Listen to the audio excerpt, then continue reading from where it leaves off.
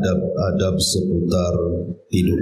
Pembahasan ini sangat penting sekali untuk kita bahas, karena tidur itu ada mukjizat di dalamnya, ada keajaiban-keajaiban di dalamnya.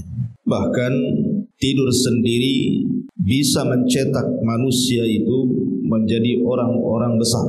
Kalau orang paham tentang adab tidur, di balik tidur itu banyak manusia-manusia besar dari kalangan para ulama dan yang lainnya itu terlahir dari adab-adab ini. Saya contohkan saja Urwah ibnu Zubair. Urwah ibn Zubair saat dia masih muda, dia membawa kawannya, kemudian ngobrol setelah Isya sampai larut malam. Kemudian Aisyah radhiyallahu anha, karena Aisyah adalah bibinya, maka menegur Urwah ini dan mengatakan, ya Urwah, laisa hakadha ma fa'ala an-nabiy sallallahu alaihi wasallam. Bukan seperti ini yang dilakukan Nabi. Nabi tidak pernah bergadang selarut ini. Nabi sallallahu alaihi wasallam memerintahkan langsung tidur setelah Isya. Maka Urwah pun mengikuti nasihat bibinya Aisyah radhiyallahu anha. Apa yang terjadi? Urwah menjadi ulama besar. Siapa yang tidak kenal Urwah ibn Zubair? Ulama yang sangat besar di zaman itu. Sampai hari ini namanya dikenang karena kebesaran ilmunya. Lalu apa hukum kait dia menjadi ulama dengan tidur cepat? Karena orang yang tidur cepat ba'da Isya, maka dia akan bisa bangun tengah malam atau minimalnya sepertiga malam akhir, sehingga tidak ada waktu yang terbuang sia-sia dan dia bisa belajar sehingga menjadi ulama besar. Hari ini terkadang orang meremehkan soal tidur ini. Terkadang orang marah gara-gara ada orang membuang nasi, mungkin kelebihan masak, kemudian tidak habis dan dibuang di tong sampah. Mungkin kita katakan orang itu orang yang mubadzir, tetapi tidak terpikir bahwa betapa banyak orang yang memubadzirkan hidup mereka dan waktu mereka dengan tidur. Itu mubadzir semubadzir-mubadzirnya. Sebesar-besar mubadzir itu ketika orang menghabiskan waktu membuang sia-sia dengan tidur. Karena orang tidur itu tidak sadar, bisa 2 jam, bisa 3 jam, bisa 1 hari kan itu ya. Kecuali kalau tidurnya itu mengikut kepada tidurnya Nabi sallallahu alaihi wa ala alihi wasallam. Makanya pembahasan tidur ini penting. Karena saking pentingnya pembahasan tidur ini, sampai Al-Quran mengatur kapan tidur dan kapan bangun. Tidak mungkin Al-Quran mengatur kapan tidur dan kapan bangun itu kecuali karena perkara itu besar, perkara itu agung. Karena kalau seandainya perkara itu tidak besar, ngapain Al-Quran bicara di situ? Umpamanya ibu suka masak, suka resep masing-masing kan? Ada yang suka sayur asam, ada yang suka soto, gulai, rawon, macam-macam. Kemudian ibu buka Quran cari resep, bu. Kira-kira ada enggak tuh resep sayur asam di Quran tuh? Atau resep soto, atau resep rawon, atau pecel? Enggak akan dapat, bu. Kenapa Quran tidak menyebutkan resep-resep itu? Karena itu remeh-temeh. Tidak perlu cari Quran itu untuk membuat resep-resep makanan itu. Tetapi ketika Al-Quran bicara soal kapan tidur dan kapan bangun itu, menunjukkan ini bukan perkara remeh-temeh, ini perkara besar, diatur dalam Islam. Karena ada keajaiban dan mukjizat yang akan didapat bagi orang yang paham soal urusan tidur dan bangun ini. Ma'asyiral muslimat yang dimuliakan Allah Subhanahu wa taala. Di sini muallif rahimahullahu taala mengatakan seorang muslim berpandangan bahwa tidur itu bagian daripada karunia dan nikmat. Ya, karena orang yang tidak bisa tidur kan tersiksa. Orang kalau tidak bisa tidur itu sangat-sangat tersiksa. Bahkan ada sebagian orang itu tidak bisa tidur kecuali harus menegak obatkan. Ada orang yang seperti tak bisa tidur saya Ustaz kecuali harus minum obat. Kalau tidak minum obat sehari 2 hari dia tidak bisa tidur sama sekali. Nah, ini kan tersiksa luar biasa. Tapi ada orang yang mudah tidur, bu. Nengok bantal saja belum nempel kepala, bu, udah nguap-nguap dia.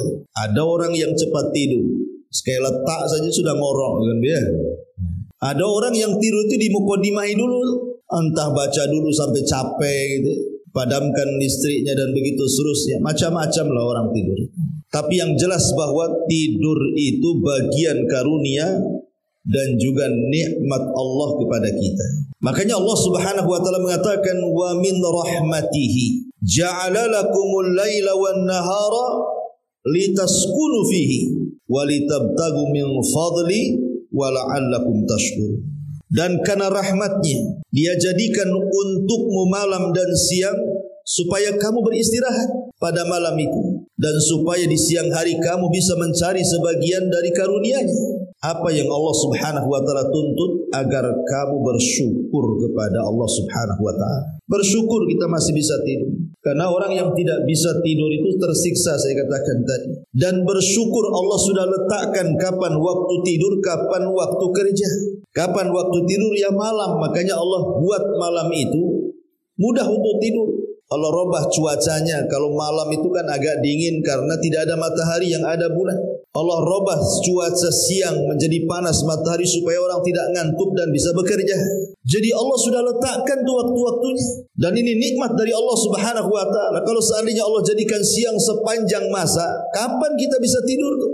Dan kalau Allah jadikan sepanjang masa malam, kapan pula kita bekerja? Tapi Allah Subhanahu wa taala sudah letakkan inilah waktu tidur, ini waktu kerja, dan itu rahmat karunia nikmat yang Allah anugerahkan kepada kita. Wa ja'alna naumakum subata, dan kami jadikan tidurmu digunakan untuk istirahat. Ma'asyiral muslimat yang dimuliakan Allah Subhanahu wa taala. Sebelum kita lebih lanjut menjelaskan soal mukjizat tidur ini, kita tahu bahwa Nabi SAW adalah manusia yang paling mulia yang Allah utus di alam semesta ini. Bahkan semulia-mulia manusia dari seluruh manusia. Karena dia adalah pemimpin para nabi dan rasul. Dan pemimpin manusia di akhir zaman. Nabi SAW sudah mencontohkan kepada kita bagaimana seseorang itu kapan harus tidur dan kapan harus bangun. Kadang-kadang Bu, seseorang itu kalau bertanya sama orang tidur, biasanya pertanyaannya, Bu, kapan kamu bangun? Saya bangun jam 5. Ya pantaslah kamu tak bisa subuh, lewat subuhnya. Jam 5 atau jam 6 baru kamu bangun. Sebenarnya pertanyaan itu dibalik, jangan seperti itu. Tapi tanya kepada dia, kapan kamu tidur? Sebab kapan tidur itulah menentukan bangun. Kalau tidur ba'da isya, insya Allah enggak usah dikasih alarm sekalipun. Tengah malam atau sepertiga malam akhir itu dipastikan dia bangun. Karena sudah lama kalau tidur 5-6 jam itu sudah terbangun orang. Kecuali dia capek kan gitu ya. Tapi kalau tidurnya jam 1 kemudian mengharap bangun jam 3, nggak yakin saya itu. Nggak yakin. Alarm itu yang bunyi kencang itu bukan bunyi alarm itu. Disangkanya bunyi suruh tidur lagi gitu. Itu mungkin salah dengar dia. Makanya dia makin ngorok kan.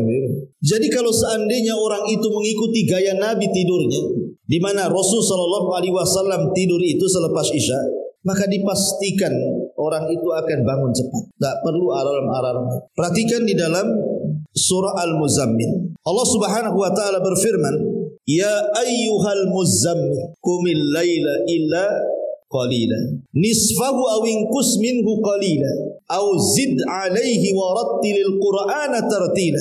Wahai orang yang berselimut, maksudnya Nabi, bangun ya. Quran menjelaskan kapan bangun untuk melaksanakan solat malam, kecuali sebagian kecil yaitu separuhnya atau kurang sedikit dari itu atau lebih dari 1/2 itu, dan bacalah Al-Quran dengan pelan-pelan atau tartil. Dari ayat ini kita tahu bahwa Nabi SAW itu tidur ada 2 gaya.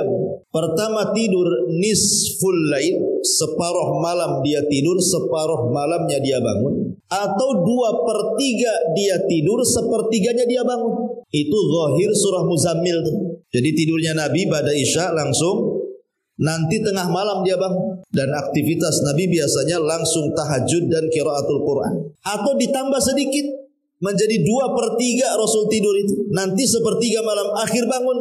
Begitulah Nabi mengajarkan kapan tidur dan kapan bangun. Kenapa Nabi SAW mengajarkan seperti itu dan Al-Quran juga mencatatnya? Karena saya ulang dari awal, tidur itu sebuah keajaiban dan mukjizat. Orang kalau tidur dari awal malam, walaupun hanya 5 jam atau 6 jam, Bu, maka kita ini akan sehat, hati kita akan baik, dan permasalahan-permasalahan kita akan terurai. Tapi kalau kita tertidur atau sengaja tidur tengah malam, sampai kemudian lewat tahajud, lewat sampai ke subuh-subuhnya lah lewat. Dia bangun setengah 6 atau jam 6 atau naudzubillah sampai jam 9 dia bangun. Dipastikan jiwanya rusak, dipastikan jiwanya buruk, dan akan banyak masalah yang tidak tahu masalah itu datang dari mana. Mana dalilnya? Nabi SAW bersabda, bagaimana orang yang tidur itu akan didatangi syaitan. Apa kata Nabi SAW? Nabi mengatakan, yaqidu syaitan ala qafiyati ahadikum idhanah. Kata Rasul, syaitan itu akan datang. Syaitan itu akan datang kepada setiap orang yang tidur, kemudian mengikat 3 ikatan di tengkuknya. Salasa uqadin. Yadribu kulla uqdatin makanaha alaika laylun tawilun farkud, kata syaitan. Maka setiap setan itu ngikat 1 ikatan, maka setan akan membisikkan itu di telinga kita, malam masih panjang, tidur, malam masih panjang, kata setan itu. Kemudian diikat lagi 1 ikatan, kemudian setan nyanyi lagi di telinga kita, malam masih panjang, tidur, sampai 3 kali. Kita dinyanyiin itu sama setan di telinga kita itu, tidurlah, masih panjang loh malam. Padahal sudah jam 6 tuh, Bu. Ya. Maka Rasul SAW mengatakan, fa in istaiqadha, kalau dia terbangun di sepertiga malam sebelum subuh itu, fa dzakarallah, dia pun langsung mengingat Allah. Alhamdulillahilladzi ba'dama amatana wa ilaihin nusyur. Langsung berzikir dia. Kemudian ketika dia berzikir, inhallat uqdatun, maka 1 ikatan lepas di tengkuknya. Fa in tawaddaa inhallat uqdah, kalau dia berwudu 2 ikatan hilang pada dia. Fa in shalla inhallat uqdatu kulluha, kalau seandainya dia salat, maka lepaslah 3 ikatan semuanya dari tengkuknya. Apa yang terjadi? Fa asbaha nasyitan thayyiban nafsi wa illa asbaha khabithan nafsi kasran. Kata Rasul, sehingga dia pun menjadi ceria hidupnya, penuh semangat hidupnya, tidak kalut hidupnya, tidak stres hidupnya, tidak banyak masalah hidupnya. Namun jika tidak demikian, maka dia akan memasuki waktu pagi dengan jiwa yang jelek, malas, dan akan banyak masalah hidupnya. Lihat bagaimana Nabi SAW sudah memberikan konsep kepada kita. Kalau jiwa kita ingin baik, hati kita ingin tenang, muka kita ingin ceria, masalah teruraikan pelan-pelan dan tidak ada problem dalam hidupnya, ikutilah mukjizat tidur ini. Tidur cepat, bangun juga cepat. Karena begini, kenapa orang-orang yang kemudian bablas fajarnya, solat subuhnya, jangan lagi cerita tahajudnya, jangan lagi cerita baca Quran sepertiga malamnya, kenapa kemudian hidupnya rungsek tuh, Bu?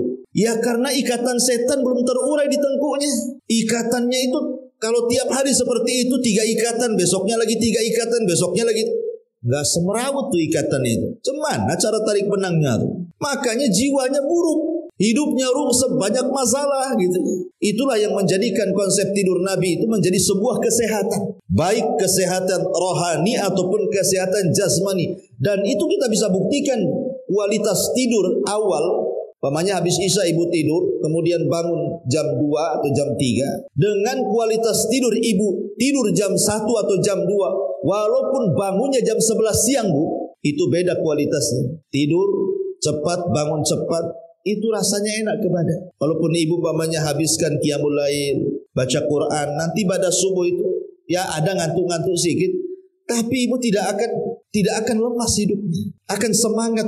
Tapi kalau tidur jam 1 bangun jam 11, bangun jam 11 siang itu bangun tuh masih lemes dia. Kenapa? Karena tengkunya diikat setan tadi. Makanya konsep tidur dalam Islam itu penting dipelajari. Ya. Ma'asyiral muslimat yang dimuliakan Allah Subhanahu wa taala. Kenapa Nabi SAW sampai-sampai mengatakan dalam sebuah hadis, kata Nabi SAW, dalam sebuah hadis disebutkan dari Jabir bin Abdullah radhiyallahu anhu sami'a an-nabiy sallallahu alaihi wasallam yaqul, Rasul bersabda, "Idza dakhala ar-rajulu baitahu fa dzakara Allah inda dukhulihi wa inda ta'amihi qala asy-syaitanu la mabita lakum wa la asya wa idza dakhala falam yadhkurillaha inda dukhulihi qala asy-syaitanu adraktumul mabita wa idza lam yadhkurillaha inda ta'amihi qala adraktumul mabita wal asya." Jika seseorang masuk rumahnya kemudian dia menyebut nama Allah ketika memasukinya dan ketika makan, maka syaitan akan berkata kepada kawan-kawannya, tidak ada tempat tidur malam ini di rumah ini dan tidak ada makan untuk kalian. Tapi jika seseorang masuk dan menyebut dan tidak menyebut nama Allah, maka setan akan berkata, kalian dapat tempat tidur di sini. Dan kalau dia tidak menyebut nama Allah ketika makan, maka setan akan mengatakan kepada kawan-kawannya, selamat, kalian dapat penginapan dan dapat makan di tempat ini. Artinya setan itu mengincar rumah-rumah yang di situ tidak dibacakan nama-nama Allah. Saat masuk rumah tidak salam, tidak baca basmalah. Saat makan minum juga main makan main minum, tidak makan tidak baca basmalah. Maka setan akan mengincar tuh rumah-rumah yang kayak gitu. Maka setan akan menyeru kawan-kawannya, ini penghuninya tidak ada menyebut nama Allah. Berarti malam ini kita bisa nginap di sini. Malam ini kita bisa sarapan di sini. Ya, jadi rumah-rumah itu tiap malam diincar setan. Rumah siapapun. Kalau dia menyebut nama Allah, maka setan tidak akan masuk. Kalau tidak menyebut nama Allah, maka setan akan masuk. Artinya bahwa setan itu gentayangan tengah malam. Mereka cari tempat-tempat penginapan. Dari sini kata para ulama, kenapa Nabi SAW menganjurkan tidur di awal itu? Karena ada 3 waktu setan yang kita harus hindari. 3 waktu setan. Kapan 3 waktu setan itu? Pertama, menjelang maghrib. Nabi SAW sampai mengatakan, Idza kana junhul laili, jika malam datang menjelang, artinya ketika matahari mulai terbenam, Bu ya. Maksudnya waktu maghrib itu maksudnya. Fa inna syaitan yantashiru hina idzin. Ingat, setan itu kala itu sedang menyebar di mana-mana. Jadi waktu-waktu maghrib itu setan sedang kemana-mana, menyebar di mana-mana. Kata Nabi SAW. Kata Nabi SAW, la tursilu fawashiyakum wasibyanakum. Jangan lepas ternak-ternak hewan kalian dan anak-anak kalian. Jadi jangan sampai kemudian di waktu menjelang maghrib itu, kalau punya ternak tidak cepat dimasukkan ke kandang, kalau punya anak malah dibiarkan main-main di luar gitu ya. Cepat suruh pulang. Masuk langsung tutup jendela pintu, baca basmalah. Kenapa demikian? Karena fa inna syaitan tanba'itsu. Karena setan ketika itu bertebaran di mana-mana, bisa ganggu anak kita, bisa ganggu masalahnya. Makanya kalau menjelang maghrib ini waktu setan nih, ibu langsung cari anaknya, anak-anak kecil terutama kan, suruh masuk. Tutup jendela, tutup pintu, baca basmalah. Nanti kalau seandainya sudah lewat maghrib, maka tidak mengapa menjelang isya, ya kan? Maka itu waktu yang pertama. Kemudian waktu yang kedua adalah setelah isya. Setelah isya itu waktu setan. Sampai kapan? Sampai sepertiga malam akhir. Itu waktu setan. Setan sedang bermain-main tuh pada isya sampai sepertiga malam. Kenapa sampai sepertiga malam akhir? Karena di sepertiga malam akhir turun malaikat, Bu. Bahkan bukan hanya malaikat yang turun, Allah juga turun. Yanzilu Rabbuna ila samai dunya fi kulli thuluthil lailil akhir wa dzalika kulla lailatin. Allah itu turun di sepertiga malam akhir dan itu setiap malam. Kemudian Allah menawarkan kekuasaannya dan mengatakan, man yad'uni fa astajibala wa man yastaghfiruni fa aghfirala wa man yas'aluni fa utiya. Siapa yang berdoa ku kabulkan, siapa yang minta ampun ku ampuni, siapa yang minta ku beri permintaannya. Allah turun, bukan hanya para malaikat. Kalau seandainya para malaikat turun, bahkan Allah turun, setan pun tidak berani berkeliaran. Melihat malaikat saja setan lari. Ingat dalam perang Badar itu, ketika setan menjelma Suraqah ibn Malik. Ketika Jibril datang dengan 5.000 pasukan, Suraqah ibn Malik jelmaan iblis ini tiba-tiba kabur dalam peperangan. Kata orang-orang musyrik Quraisy ini, Suraqah mau kemana? Bukankah kau janji akan bawa pasukan menolong kami? Kata Suraqah, oh tidak, saya ingin lari saja. Fa inni ara ma la tarawna. Aku lihat apa yang kau tidak lihat. Maksudnya malaikat lagi turun. Iblis saja ngacir. Jadi sepertiga malam itu setan mulai reda, tidak kemana-mana lagi karena mereka ketakutan melihat para malaikat. Tapi ba'da isya sampai sepertiga malam akhir, itu waktu di mana setan bermain-main. Makanya oleh setan itu sengaja orang tidak bisa dibuat tidur. Dibuatnya oleh setan itu disuruh maksiat lah malam-malam itu. Ya, orang-orang yang kurang iman kadang-kadang diarahkan untuk berzina, untuk minum khamr, untuk ke diskotik, nonton bioskop, ataupun perkara-perkara mubah hilang, ngobrol sampai tengah malam tidak mas, pokoknya nggak jelas apa yang diobrolkan. Atau mungkin didorong disuruh tiap malam cari kuliner, Bu. Apalagi kuliner sekarang malam-malam yang banyak, Bu ya. Ini yang lagi viral, Ustaz. Tongkrongan tepi danau katanya. Bisalah kita ke sana gitu. Nanti besok browsing lagi. Ini ada lagi. Setiap malam dia dihabisi dengan kuliner. Pulang jam 1, tidur jam 2. Bangun pula zuhur. Wah, ini kan masalah, Bu. Ya. Jadi sengaja dipermainkan orang itu. Memang ada yang membolehkan para ulama itu bergadang setelah isya itu, tetapi pada hal-hal yang bermanfaat. Seperti mamanya saya nukilkan ucapan Imam Nawawi rahimahullahu taala. Apa kata Imam Nawawi? Wal makruhu minal hadis. Setelah beliau memberikan catatan hadis tentang larangan ngobrol pada isya, apa kata Imam Nawawi?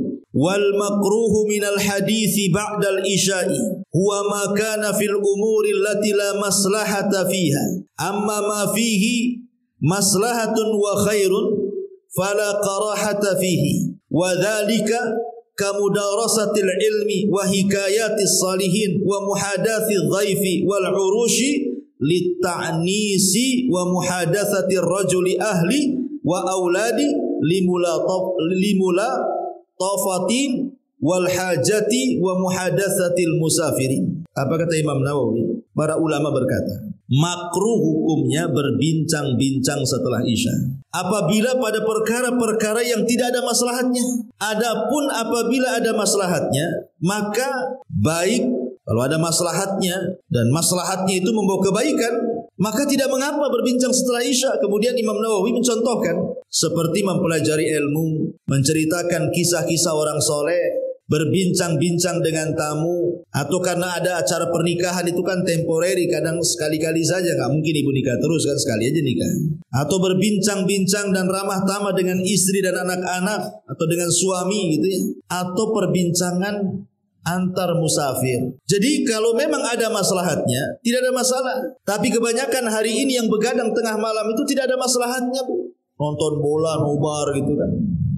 Ya, kadang-kadang kemudian ibu udah kenyang sebenarnya, masih juga ngajak, bang, ayo kita sana nongkrong di warung kopi sana gitu. Tuh ada itu makanan enak di sana. Akhirnya habis gitu saja waktu mubazir. Kalau seandainya satu butir nasi, Bu, satu butir nasi yang kita buang saja akan ditanya di hadapan Allah tuh, akan dipertanggungjawabkan tuh makanan-makanan yang kita buang itu.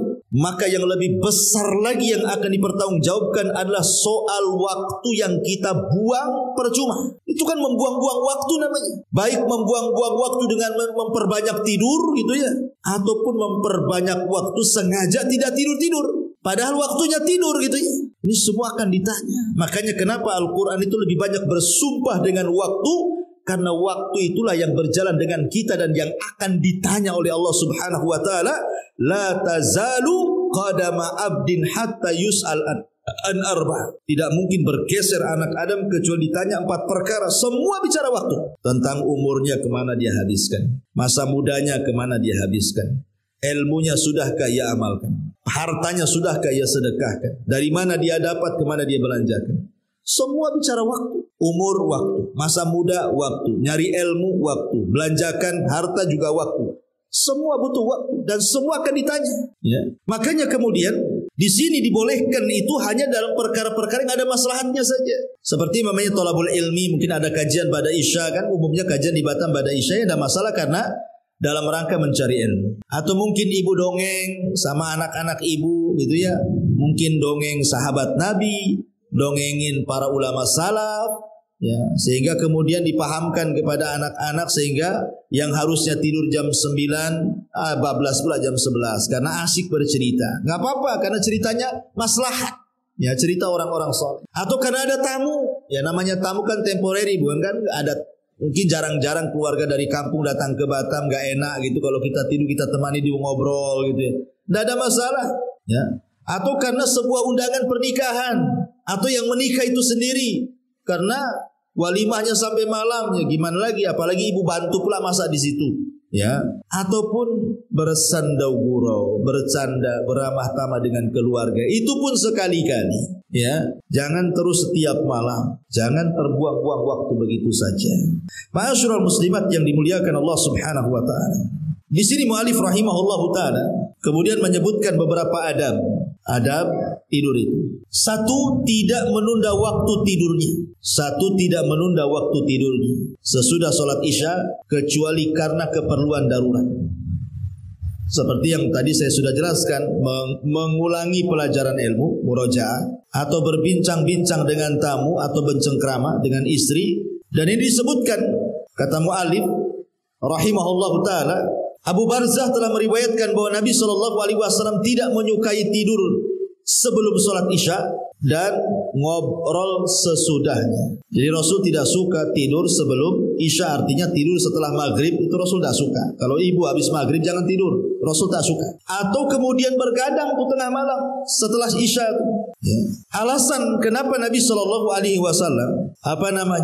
melarang tidak boleh berbincang-bincang setelah isya itu dikatakan oleh Al-Hafidz Ibnu Hajar rahimahullahu taala, was-samaru ba'daha qad yuaddi ila an-naumi anis subhi aw an waqtihal mukhtar aw an qiyamil laili wa kana Umar bin Khattab yadribun nas ala dzalika wa yaqul asamaran awwalal laili wa nauman akhirahu. Kata Al-Hafidz Ibnu Hajar rahimahullahu taala ketika memberikan catatan larangan ngobrol setelah isya, bergadang setelah isya bisa menyebabkan ketiduran. Dan itu bisa kita rasakan kan Bu ya. Kalau seandainya begadang tengah malam kemudian sampai jam 1 Bu, jangan lagi cerita adab-adab tidur. Nggak ada cerita tuh adab-adab tidur itu dilakukan. Karena kalau sudah begadang ngantuk Bu, itu orang langsung lesehan itu. Nengok bantal langsung tidur. Nggak ada cerita wudu, nggak ada cerita doa sebelum tidur, nggak ada ini, nggak ada itu, nggak ada tuh. Hilang adab-adab tidurnya. Itu diakibatkan begadang karena menyebabkan ketiduran. Bahkan ketiduran itu nantinya sehingga tidak sampai melaksanakan subuh alias bablas subuhnya, atau kesiangan ketika sholat subuh, harusnya subuh jam 5, subuh pula lah jam 7 gitu ya. Bahkan terlewat padanya sholat malam sehingga Umar bin Khattab radhiyallahu an memukul orang-orang yang bergadang ngobrol tengah malam itu sambil mengatakan, apakah mereka begadang di awal malam dan tidur di akhir malam? Ya. Sampai Umar radhiyallahu an membuat aturan ya bahwa tidur cepat itulah tidur Nabi. Ma'asyiral muslimat, itulah alasan kenapa Nabi melarang ngobrol kecuali ada maslahatnya, karena tadi yang dikhawatirkan kewajiban yang harusnya dilaksanakan ditinggalkan, hal-hal yang tidak berpahala pula dilakukan, bahkan yang berdosa pula dilakukan dia, naudzubillah. Ya. Ma'asyiral muslimat yang dimuliakan Allah Azza wa Jalla. Kemudian yang kedua, berusaha untuk tidak tidur sebelum berwudu. Terlebih dahulu Nabi SAW sudah memberikan aturan dengan sabdanya dari kepada Bara ibn Azib radhiyallahu an, idza ataita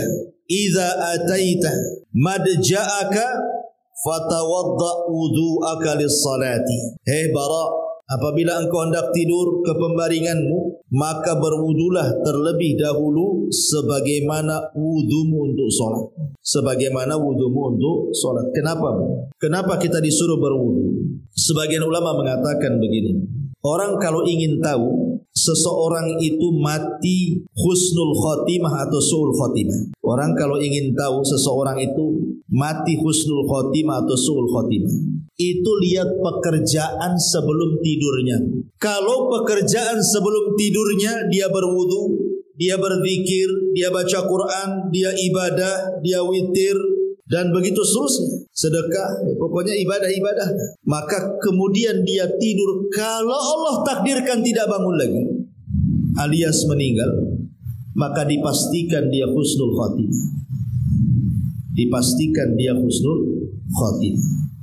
Tapi kalau sebelum tidurnya aktivitasnya maksiat kepada Allah Azza wa Jalla, dia berzina, dia minum khamr, dia hura-hura, dia membadirkan hartanya, dia main-main dengan tidak ada faedahnya, kemudian tidur tidak berzikir, tidur tidak berwudu, main tidur, main lantak saja bahasa kitanya. Kemudian Allah takdirkan dia bangun atau tidak bangun lagi alias meninggal, dipastikan su'ul khotimah. Makanya bahaya tidur itu, karena tidur itu kan saudara kematian. Sebagaimana Rasul ditanya, Rasul apa di sorga itu ada tidur? Kata Rasul, ya tidak ada lah, karena tidur itu saudara kematian, sementara di sorga tidak ada kematian. Orang tidur itu tidak tahu apakah besok bangun lagi atau tidak bangun lagi, kan tidak tahu tuh.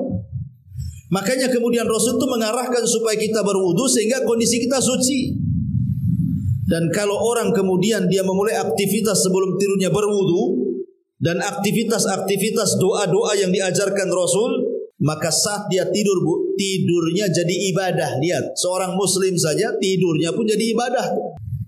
Bahkan kalau dia tidur, di samping kiri malaikat, di samping kanan dan kirinya ada malaikat. Jadi kalau kita berguling ke arah kanan, malaikat sebelah kanan mengatakan, ya Allah ampuni orang ini, ya Allah rahmati orang ini. Kalau badan kita berguling ke sebelah kiri, maka malaikat di sebelah kiri mengatakan, Allahumma gfir lahu, Allahumma arhamhu, ya Allah ampuni orang ini, ya Allah rahmati orang ini. Kan enak bu, tidur saja didoakan malaikat tuh. Tidur loh didoakan malaikat. Maknanya tidurnya seorang mukmin itu ibadah. Ya. Tapi banyak orang-orang tidur itu bukan malaikat di samping kiri kanan, yang ada setan yang ada di samping kiri kanan. Tidurlah, malam masih panjang. Dibuatlah mimpi macam-macam di situ. Nah ini kan tidak seperti itu seorang mukmin itu. Makanya setelat-telatnya bangun seorang mukmin itu kapan, Bu? Kapan seorang mukmin telat bangun? Di azan pertama, ya. Jadi setelah-telatnya bangun seorang mukmin itu di azan pertama. Azan itu kan ada dua azan subuh tuh, Bu. Ada azan pertama kalau di zaman Rasul, yang melantunkan azan pertama itu Bilal. Ya. Kemudian ada azan subuh alias azan kedua, dan yang melantunkan azan kedua itu Abdullah ibnu Ummi Maktub. Karena Rasul itu punya 4 muadzin. Satu di Mekah namanya Abi Mahdurah, muadzin Masjidil Haram. 2 di Kuba, di Masjid Kuba yang pertama kali dibangun Nabi, namanya Sa'ad Al-Qaradi Maula Ammar ibn Yasir. Dan yang ketiga dan yang keempat di Masjid Nabawi, pertama Bilal ibn Rabah, dan itu pemimpin para muadzin. Kemudian wakilnya Abdullah ibnu Ummi Maktum, seorang buta, sahabat yang buta, yang turun surah Abasa kepada Nabi SAW. Jadi kalau mendengar suara azan Bilal berarti azan pertama. Kalau mendengar suara azannya Abdullah ibn Ummi Maktum berarti azan subuh. Apa fungsinya azan pertama untuk azan kedua? Fungsinya untuk membangunkan yang tidur siap-siap sholat subuh. Karena jarak dari azan pertama ke kedua itu tidak lama. Kata Nabi SAW, qadra khamsina ayat, seperti orang membaca 50 ayat Quran. Anggaplah 20 menit lah kan sebelum subuh. Itulah bangun. Itu setelah telatnya bangun tuh. Di azan pertama 20 menit sebelum azan kedua. Harusnya seperti itu aturannya. Supaya jangan sampai kemudian telat subuhnya. Sebab ke 20 menit sebelum subuh kan adalah aktivitas, bisa mandi dulu kalau yang mandi, ya bisa menghilangkan ngantuk dulu kalau masih landing pesawat kepalanya kan gitu ya. Bisa dulu istirahat dulu, atau bisa witir dulu, atau bisa membaca Quran walaupun seayat 2 ayat dulu, kan ada mukodimahnya tuh. Sehingga ketika masuk subuh itu sudah nggak ngantuk. Nah itulah kenapa aturan itu seketat itu dalam Islam. Kapan bangun, kapan tidur gitu ya. Karena memang ada mukjizat besar di situ. Ada keajaiban tidur itu. Itu kalau yang ikut aturan. Dan ibu bisa tanyalah ke dokter mana saja, ke kesehatan mana saja, kualitas tidur orang yang tidur di awal waktu dengan orang yang tidur di akhir waktu. Beda jauh kualitasnya, Bu. Baik dari kesehatan, baik dari segi kesemangatan, jauh. Ya, karena memang di dalam tidur itu kalau mengikuti tidur Nabi ada mukjizat. Kemudian yang ketiga, hendaknya tidur tidak dimulai dengan miring. Hendaknya tidur dimulai, hendaknya tidur dimulai dengan miring ke lambung, ke sebelah kanan. Kenapa? Kenapa mesti tidur ke arah lambung sebelah kanan? Karena biasanya orang yang tidur, dan ibu bisa praktekkan lah ya, miring ke sebelah kanan, ke lambung kanan itu biasanya nggak nyenyak, Bu. Itu kalau mendengar suara-suara terkejut itu biasa bangun. Beda kalau tidur terlentang, ya itu lama bangunnya. Tapi kalau miring ke kanan, ke lambung kanan, itu cepat bangun. Karena begini, Bu, Nabi SAW tidur berapa waktu? Berapa kali? Tidur Nabi, Bu. Itu berapa kali? Tidur Nabi itu 3 kali, Bu. Tidur Nabi itu 3 kali. Kalau kita berapa kali, Bu? Kalau kita bukan tidurnya 3 kali, makan yang kita 3 kali itu ya. Rasul itu tidur setelah Isya, kemudian bangun separuh malam, atau ditambah 2/3 tidur, kemudian 1/3 malam dia bangun.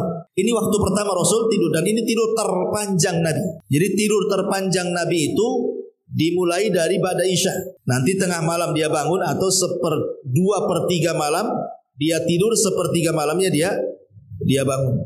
Itu pokok tidurnya Nabi. Kemudian yang kedua, Nabi itu tidur nanti setelah melaksanakan qiyamul lail. Nabi itu kalau melaksanakan qiyamul lail kan panjang, Bu. Kata Aisyah radhiyallahu anha, jangan kau tanya berdirinya, indahnya, panjangnya, jangan kau tanya ruku sujudnya, ruku dan sujudnya, rukunya sama dengan berdirinya, sujudnya sama dengan rukunya. Panjang Rasul itu. Kadang-kadang mengulang-ulang ayat Al-Quran sambil menangis. Ya. Nah nanti kalau sudah dekat-dekat subuh, Bu ya, setelah melaksanakan sholat sunnah 2 rakaat, namanya sholat sunnah fajar, itu kan ada waktulah kira-kira 10 menit sebelum subuh, ya kan? Maka Rasul tidur lagi tuh. Jadi sebelum subuh Rasul tidur lagi, tapi bukan tidur betulan, tidak. Tidur miring ke sebelah lambung kanan. Kemudian telapak tangan dijadikan bantal. Nah, itu waktu tidur kedua tuh, menjelang mendekati subuh. Ya, namanya tidur ittija namanya. Ustaz, kalau saya tidur nih 10 menit sebelum subuh, bablas lah tuh tidur saya katanya. Subuh saya bisa hilang lah. Iya, kalau tidurnya model ibu-ibu pakai bantal, pakai kasur, ya bangun jam 7, Bu ya. Nah, kalau ingin tidur menjelang subuh itu 10 menit sebelum subuh, itu bukan tidur, itu maksudnya sleep chicken maksudnya, Bu. Maksudnya ya tidur ayam supaya meluruskan pinggang karena keletihan habis qiyamul lail, maka dibaringkan ke lambung kanan hanya sekedar untuk merebahkan saja, itu maksudnya. Tapi kalau seandainya pun tertidur, insya Allah kalau seandainya posisi tidurnya seperti itu nggak akan nyenyak, Bu. Pasti dengar azan bangun tuh. Ini yang kedua. Dan yang ketiga, waktu tidurnya Nabi itu adalah tidur kailulah. Tidur kailulah itu ada yang mengatakan setelah zuhur, ada yang mengatakan sebelum zuhur. Itu khilaf ulama. Ya, tapi intinya tidur siang lah. Walaupun saya sendiri cenderung kepada pendapat sebelum zuhur, kira-kira 1 jam sebelum zuhur. Tapi kalau setelah zuhur pun ada masalah. Intinya kailulah itu tidur siang. Kenapa? Karena kailulah itu dalam rangka menyelisihi setan. Tadi kan saya ulang, waktu setan ada 3 kan, Bu. Setelah Isya, sebelum maghrib sampai terbenam matahari, setelah Isya sampai 1/3 malam, dan ini yang ketiga, siang. Ya, siang itu tempat setan bermain-main, karena setan gak tidur siang tuh, sengaja orang itu dibuat jangan tidur. Karena fungsi kailulah itu, maksudnya tidur siang itu supaya kita bisa bangun malam. Dan kailulah itu tidak usah lama-lama. Ya bisa 15 menit, bisa 20 menit, bisa setengah jam lah gitu. Itu juga hanya rebahan-rebahan saja. Kalau di kantor ya cukup kita sandarkan di kursi, ataupun mungkin direbahkan di meja. Kalau dia supir, taksi, angkot atau apa, ya tinggal direbahkan saja di kursi mobil gitu ya. Hanya sekedar untuk menghilangkan keletihan kerja 1 hari, supaya urat-urat ini tidak tegang. Dan itu sudah diteliti oleh Barat. Orang yang membiasakan tidur walaupun sedikit di siang hari, itu bisa menyehatkan jantung dan tidak akan terkena penyakit stroke. Tapi walaupun seandainya Barat tidak menelitilah soal kenapa Islam itu menganjurkan tidur siang walaupun sedikit, walaupun tidak tidur betulan hanya rebah-rebahan, dan itu kesehatannya luar biasa dan itu bagian mukjizat kan, anggaplah Barat tidak meneliti. Tetap kita yakini bahwa dalam perbuatan Nabi itu ada maslahat kebaikan dan pasti ada pahala di dalam. Bukan hanya pahala, ada kesehatan, ada kebaikan, ada maslahat. Dan tidak mungkin Rasul melakukan sesuatu yang sia-sia kan begitu. Ya.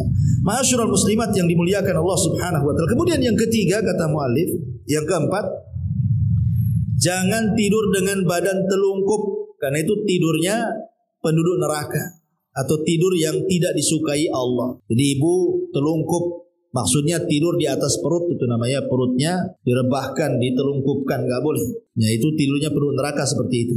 Makanya Rasul mengatakan innaha dij'atu ahlinna. Tidur yang seperti itu adalah berbaringnya penduduk neraka. Dalam riwayat innaha dij'atun la yuhibbuha Allah. Itu tidur yang Allah tidak suka di situ.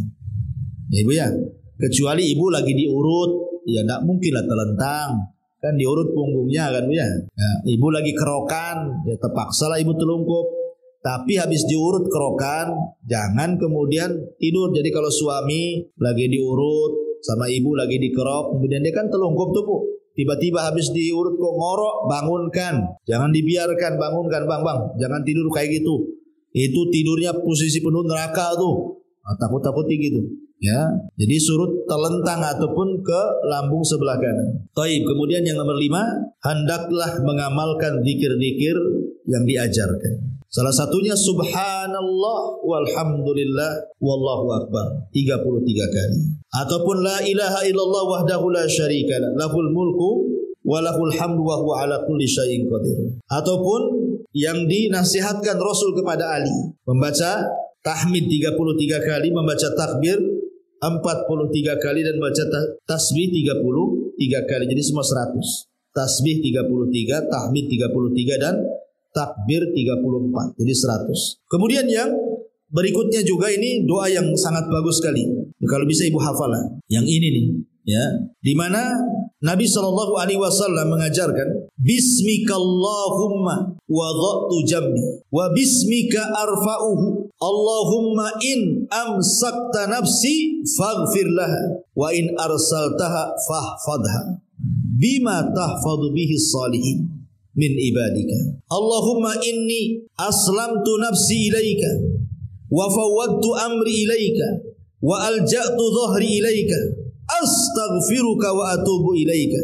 Amantu bi kitabika alladhi anzal wa bi nabiyyika alladhi arsal faghfirli ma qaddamtu wa ma akhartu wa ma asrartu wa ma a'lantu wa ma anta a'lamu bihi minni antal muqaddim wa antal muakhir la ilaha illa anta rabbi kini adzabaka yauma tab'atsu ibadah. Dengan menyebut namamu ya Allah, aku letakkan sisi kanan tubuhku ini kepadamu, dan dengan menyebutmu ya Allah pula aku mengangkatnya. Ya Allah, jika engkau mengambil jiwaku setelah tidur ini, maka ampuni dosaku. Jika engkau melepaskan, maka peliharalah ia sebagaimana pemeliharaanmu kepada hamba-hambamu yang saleh. Ya Allah, sesungguhnya aku serahkan jiwaku kepadamu, dan aku pasrahkan urusanku kepadamu. Aku sandarkan punggungku kepadamu. Aku memohon ampunan, bertobat kepadamu. Aku beriman dengan Quran yang kau turunkan, dengan Rasul yang kau utus. Maka ampunilah bagiku dosa-dosaku yang telah lalu dan yang akan datang. Dosa yang aku lakukan secara sembunyi-sembunyi ataupun yang terang-terang. Dosa-dosaku yang engkau lebih mengetahui isinya daripada diriku. Engkaulah yang maha mendahulukan dan engkau pula yang maha mengakhirkan. Tiada Tuhan yang berhak disembah melainkan engkau. Ya Rabbku, lindungilah aku dari azabmu pada hari engkau membangkitkan hamba-hamba. Kenapa saya anjurkan doa ini?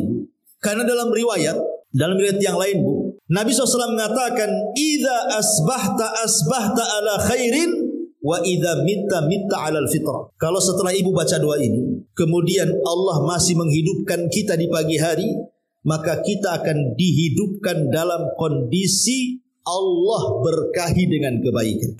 Tapi kalau Allah takdirkan kita mati, maka kita akan diwafatkan di atas fitrah, di atas tauhid, husnul khotimah, itu maksudnya. Jadi kenapa kemudian dianjurkan luar biasa? Karena doa ini ya menjadikan kita selamat saat tidur dan menjadikan nilai tidur kita ini ibadah. Kemudian jika terbangun di tengah malam, hendaklah membaca la ilaha illallah wahdahu la syarikalah, lahul mulk wa lahul hamdu wa huwa ala kulli syai'in qadir, subhanallah walhamdulillah wa la ilaha illallah, Allahu akbar, la haula wa la quwwata illa billahi, thumma qala Allahumma ighfirli. Tidak ada Tuhan yang berhak disembah selain Allah semata, tidak ada sekutu baginya, kepunyaannya lah segala kerajaan, segala puji baginya, dia maha kuasa atas segala sesuatu, maha suci Allah, segala puji bagi Allah, tidak ada Tuhan yang berhak disembah kecuali Allah. Allah maha besar dan tidak ada daya dan upaya kecuali pertolongan Allah. Kemudian dia mengucapkan, ya Allah ampuni dosa-dosaku. Intinya bahwa perbanyak zikir. Intinya perbanyak zikir sebelum tidur. Ya, kalaupun tidak hafal yang panjang-panjang, yang paling masyhur sajalah alhamdulillahilladzi ahyana ba'dama amatana wa ilaihi nusyur. Minimalnya inilah. Ya, segala puji bagi Allah yang menghidupkan kami kembali setelah kematian. Minimalnya bismikallahumma amutu wa ahya. Ini doa tadi, doa setelah bangun tidur ya.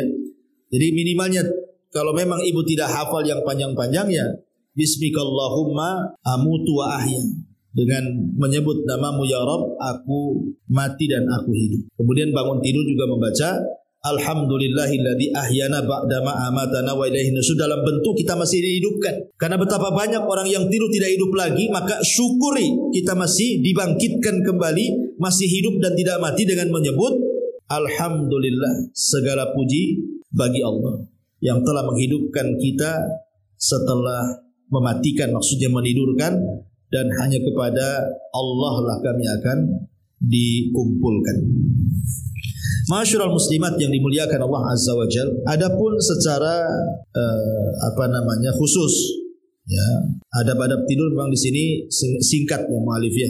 Tapi kita coba baca saja secara singkat. Yang pertama, tafakur. Malam ini tempat tafakur, memikirkan kuasa-kuasa Allah, bagaimana Allah munculkan bintang-bintang, bagaimana ada bulan, bagaimana langit digelapkan, dan begitu seterusnya. Ini tidak mungkin dilakukan kecuali Allah yang melakukannya. Di situ tafakur dengan kekuasaan, supaya kita makin dalam keimanan kita kepada Allah. Kemudian juga kalau malam sebelum tidur Bu, matikan lampu, tutup pintu, tutup jendela, tutup mungkin kuali-kuali yang masih tersisa ada makan, atau ada makanan di meja, tutup, entah pakai apalah tutupnya.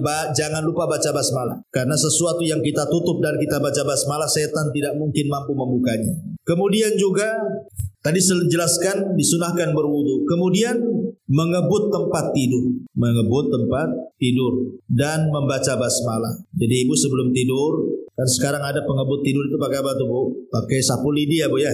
Atau kalau tidak ada sapu lidi pakai sarung atau pakai kain lah, dikebut dan baca basmalah. Ya, itu juga termasuk adab tidur, supaya dikhawatirkan entah ada binatang-binatang kecil, ibu tidur tidak tahu kan, kemudian masuk ke dalam baju, masuk ke telinga, masuk ke hidung dan begitu seterusnya, maka itu fungsinya. Ya. Kemudian juga tadi sudah jelaskan tidur ke lambung kanan. Kemudian juga membaca ayat kursi. Ini penting ayat kursi, karena yang menyarankan untuk membaca ayat kursi sebelum tidur itu justru setan. Setan menyarankan Abu Hurairah, Abu Hurairah, kalau engkau ingin selamat dari gangguan setan, baca ayat kursi sebelum tidur katanya. Ini yang ngomong ini setan. Kemudian disampaikan kepada Rasul, oleh Abu Hurairah, kata Rasul, shadaqaka wa huwa kadzub. Setan itu dalam bab ini benar, tapi dia itu pendusta, hati-hati gitu. Jadi baca ayat kursi sebelum tidur. Ya. Kemudian juga tadi jelaskan berwudu. Kemudian juga disunahkan seseorang kalau bermimpi buruk, seandainya ibu tidur mimpi buruk nih Bu ya.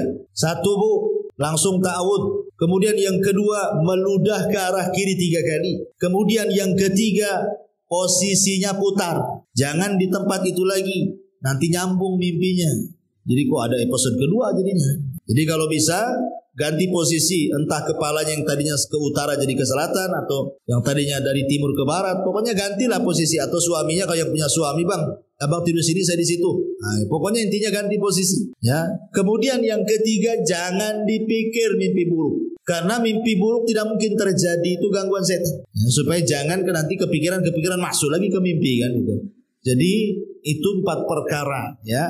Tawud, kemudian meludah ke arah kiri 3 kali, kemudian ganti posisi, kemudian jangan dipikir karena mimpi buruk tidak mungkin terjadi. Itu kalau mimpi ya.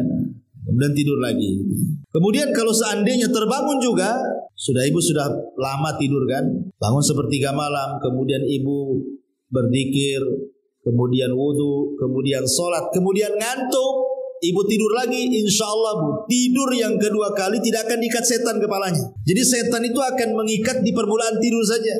Tapi kalau ibu bangun tengah malam kemudian berwudu atau baca Quran atau tahajud atau sholat 2 rakaat saja, kemudian ngantuk tidur lagi, itu tidak akan diikat lagi. Kemudian juga secara umum ya, kalau seandainya seseorang kemudian tertidur, kemudian harusnya dia memang sudah niatkan bangun subuh, tapi Allah takdirkanlah, tahu-tahu subuh lewat, padahal sudah benar dia tidurnya itu awal malam, entah karena lelah letih, kesiangan pula, dia tidak bangun jam 5 atau jam 4, bangun pula jam 7, artinya kan subuh sudah lewat tuh bu ya. Maka tetap ketika bangun langsung sholat subuh, karena di situ waktunya walaupun sudah keluar waktu. Karena Rasul yang mengatakan barang siapa yang tertidur atau lupa dari sholat, maka sholatlah ketika terbangun atau ketika ingat. Inilah diantara adab-adab seputar tidur.